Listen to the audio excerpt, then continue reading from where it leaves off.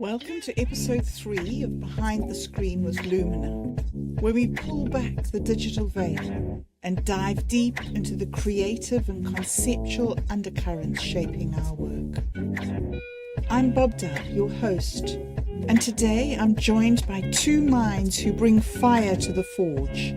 SatoriD, the little bee shaman, and within the vacuum, a multi-talented musician and sonic explorer.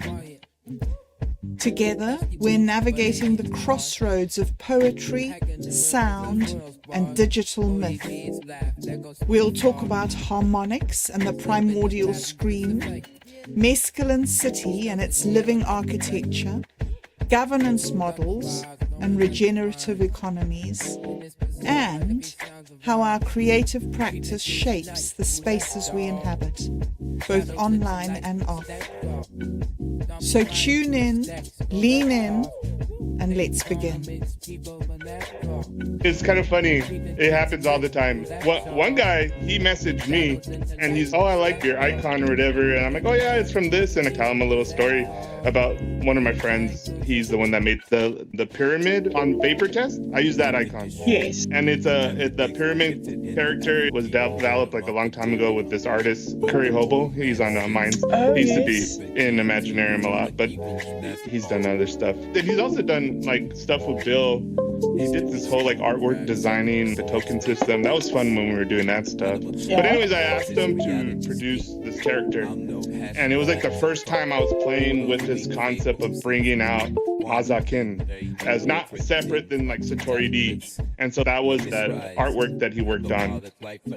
Anyways, so he asked about that and I go into my whole thing. And it was kind of funny because like I just noticed that's kind of like anybody that crosses your path, like they're there for a meaning or there's something you could get out of it, right? And so like he just wanted to say that he liked the artwork that I was using or whatever.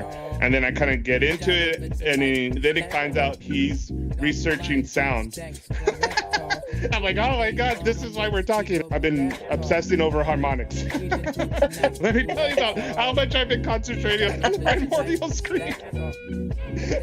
Finally, I was like, that's why we're really talking. Like, please share what you're working on. We got into this whole thing about sound, which was fun.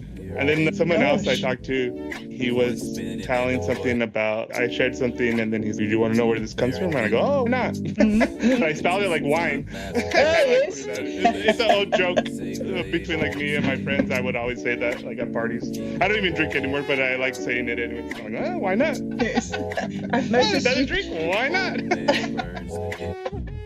So I used that, we start talking, and then he shares, and it was just kind of funny because what I was putting into the Amber Goddess was about Om, the primordial sound, and consciousness as vibrations, and all this kind of stuff. And then he gives me a good source for the whole Hindu base of how they have their model of consciousness, which was good. Always good to have a good bone to throw into the narrative stock.